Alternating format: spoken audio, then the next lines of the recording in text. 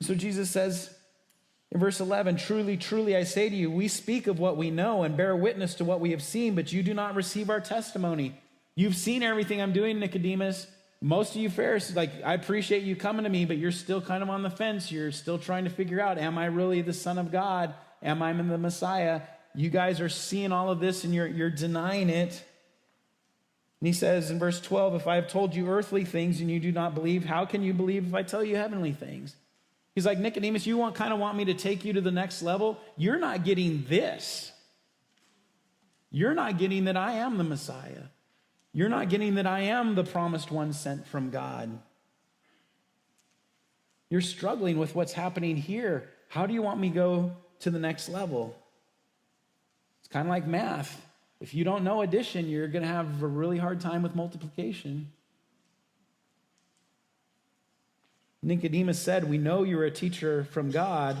And if he really believes that, if he's really ready to put his faith in Jesus Christ, he should be willing to move on. So Jesus keeps going with him. In verse 13, he says, no one has ascended into heaven except he who descended from heaven, the Son of Man.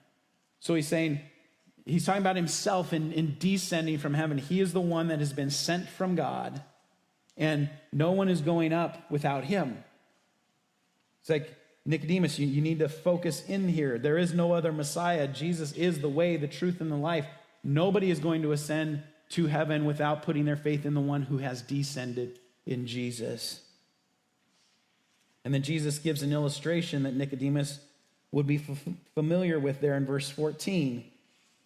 And as Moses lifted up the serpent in the wilderness, so the Son of Man must be lifted up, that whoever believes in him may have eternal life.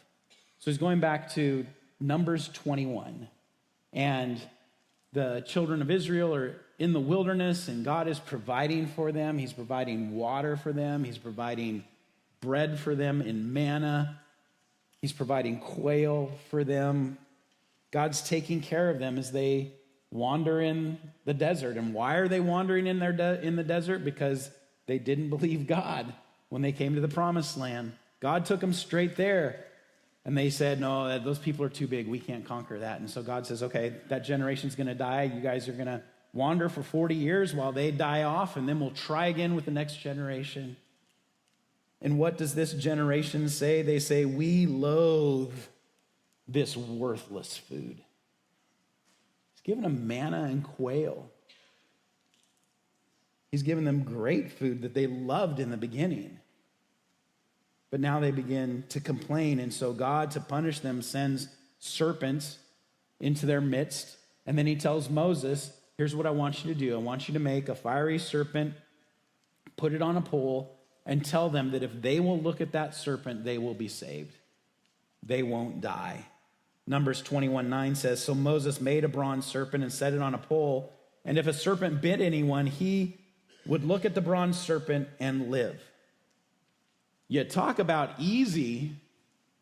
Like, I've kind of got, you can tell I'm like, my nose is clogged up a little bit. My throat hurts a little bit. I go to the doctor. They give you a Z-Pack, and you got to take this for this long and then take this for this many days. And it's like, why can't I just look at a serpent and be healed? Like, I would love that. But it's amazing that not everyone looked at the serpent. Some people died because they were too stubborn to look at the serpent.